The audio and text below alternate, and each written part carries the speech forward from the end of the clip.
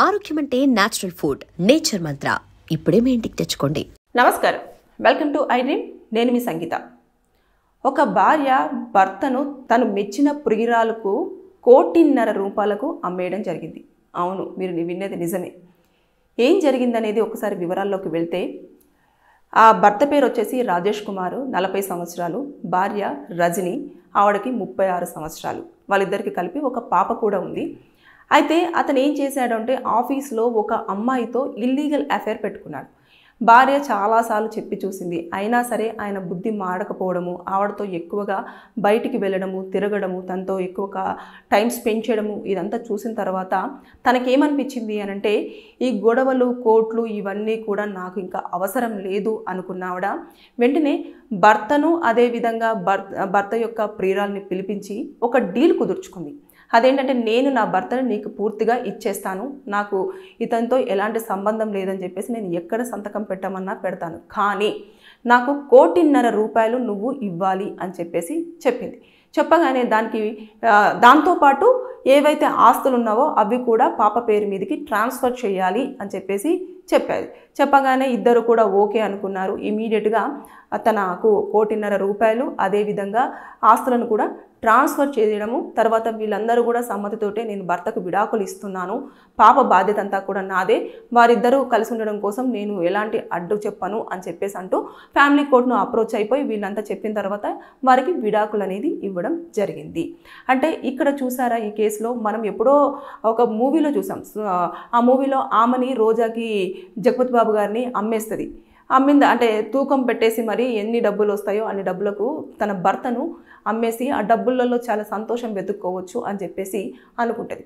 అంటే అది సినిమాలోనే పరిమితం అవ్వలేదు, రియల్ లైఫ్లో కూడా జరుగుతున్నాయి.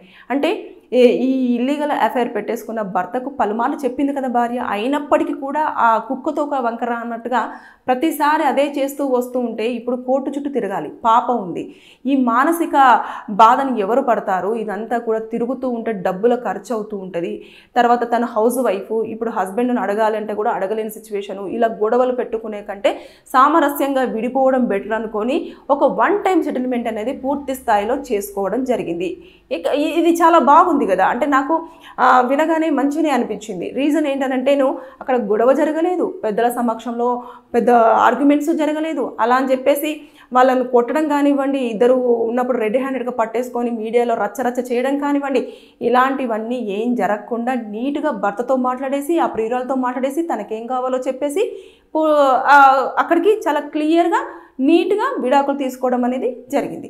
అయితే ఇక్కడ చూసేసుకుంటే పాప ఉంది కాబట్టి ఫ్యూచర్లో ఈమె కూడా ఎలాంటి పని చేయదు కాబట్టి తను లైఫ్లో హ్యాపీగా ఉండాలి, తర్వాత ఎలాంటి కష్టం లేకుండా ఉండాలి, ఆర్థికంగా ఎలాంటి ఇబ్బంది లేకుండా ఉండాలి అన్న కారణంతో తను లైఫ్ లాంగ్ చూసుకుంటాను, నేను నీకు తోడు ఉంటాను అని చెప్పేసి వచ్చిన హస్బెండ్కి ఇంకొక అమ్మాయి నచ్చింది, తనతో ఉంటాను, నాతో ఉంటాను అని చెప్పేసి అనుకుంటున్నాడు కదా. నాతో ఉండడం, పాప పుట్టింది కాబట్టి ఇంకా నాతో ఉండే ప్రసక్తి చాలా తక్కువ, తన మీద ఎక్కువ ఇంట్రెస్ట్ చూపిస్తున్నారు కాబట్టి ఇంకా తనకే వదిలేద్దాము అని చెప్పేసి మంచిగా ఆవిడకే వదిలేసింది.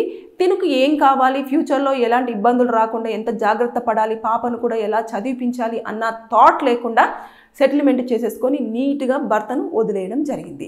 అంటే నేను చెప్పేది ఏంటంటే, మనం చూస్తుంటే కొన్ని కేసులలో ఎలా ఉన్నాయి అంటే, భర్త వేరే వాళ్ళతో కానివ్వండి, భార్య వేరే వాళ్ళతో కానివ్వండి అఫైర్ పెట్టేసుకుంది అని అంటే వారిని పట్టేసుకొని అందరి ముందు వాళ్ళ పరువులు తీసేసి, తర్వాత నెక్స్ట్ మీ పరువు పోగొట్టేసుకొని మీరు క్రిమినల్స్గా మారి తర్వాత కేసులు అయిపోయి పోలీసుల స్టేషన్ల చుట్టూ తిరగడం కానివ్వండి, కోర్టుల చుట్టూ తిరగడం కానివ్వండి, ఇవన్నీ చేస్తూ ఆర్థికంగా, మానసికంగా, శారీరకంగా కూడా ఇబ్బందులు పడే అవకాశాలు చాలా ఎక్కువగా ఉంటాయి.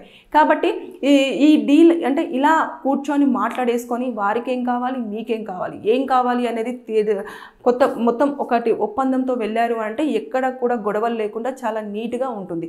అంటే కొంతమంది అంటారు, అలా ఎలా వదిలేస్తాము హస్బెండ్ని, అంటే నేను ఎంతో ఇష్టపడ్డాను కదా, తనతో పుట్టిన ఒక పాప ఉంది కదా అని చెప్పేసి. అంటే ఇప్పుడు చెప్పుతున్నప్పుడు విననప్పుడు ఏం చేస్తారు? ఎన్నిసార్లు అని చెప్తారు?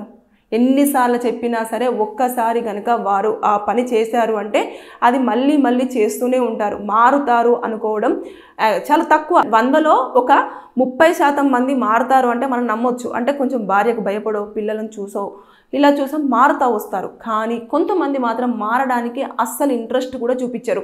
ఏముందిలే ఒక నెల 2 నెలలు నమ్మించే ప్రయత్నం చేస్తారు, మళ్ళీ అగైన్ అదే రిపీట్ చేస్తూ వస్తూ ఉంటారు. అంటే ఇప్పుడు ఏదైతే ఈ గొడవలలో మనము అంటే గొడవ పడుతున్నప్పుడు వైఫ్ చెప్తుంది, ఇలా చేస్తావు కదా, నేను ఆడ చూశాను, ఈడ చూశాను, ఇక్కడ చేశాను, వాళ్ళు చెప్పారు, వీళ్ళు చెప్పారు అని చెప్పేసి, అంటే ఆ జాగ్రత్తలన్నీ తీసుకుంటూ నెక్స్ట్ టైం అవి చేయకుండా ఇంకా వేరే కొత్తగా వాళ్ళు ప్లాన్ చేసేసుకొని ఆ రిలేషన్షిప్ అనేది కంటిన్యూ చేస్తూ వస్తుంటాయి. ఇక్కడ మానసిక ఒత్తిడి ఉంటుంది.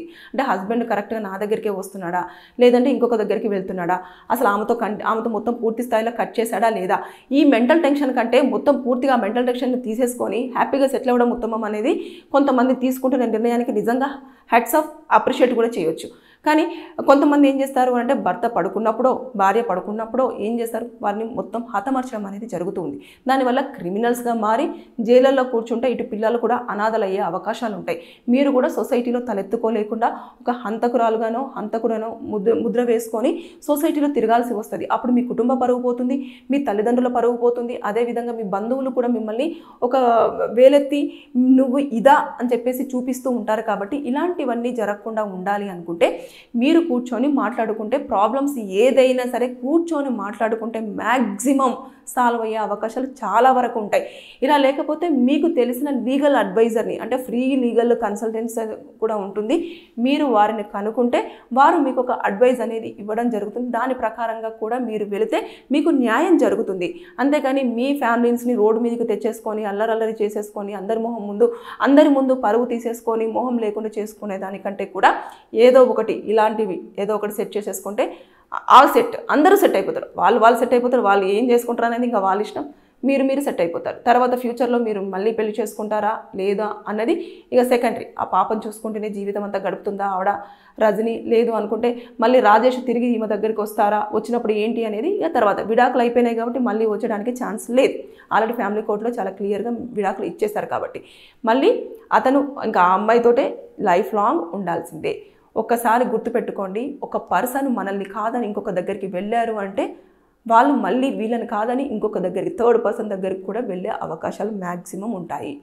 వాళ్ళు ఒక్కరితో స్టిక్ అవ్వరు. ఒక్కరితో స్టిక్ అయ్యే వాళ్ళు ఎలా ఉంటారు అంటే, కష్టం వచ్చినా బాధ వచ్చినా ఏదొచ్చినా సరే ఒక్కరే అన్నట్టుగా వారితోనే అడ్జస్ట్ అవుతూ ఉండడం జరుగుతుంది. సో ఇవన్నీ కూడా ఉంటాయి ఫ్యామిలీస్లలో. కానీ అది చూడంగానే 1,50,00,000కి భర్తను ప్రియురాలికి అమ్మిన భార్య అంటే నిజంగానే అది ఏం జరిగిందా అని చెప్పేసి చూస్తే ఇలాంటివి కూడా జరుగుతున్నాయి. కాబట్టి గొడవ లేకుండా, చంపుకోవడం లేకుండా, చచ్చిపోవడం లేకుండా, పిల్లల్ని చంపేసి తను చనిపోవడం కూడా చాలా తెలివిగా ఆలోచించి తెలివైన నిర్ణయం తీసుకుంది. నిజంగా గ్రేట్. Thank you.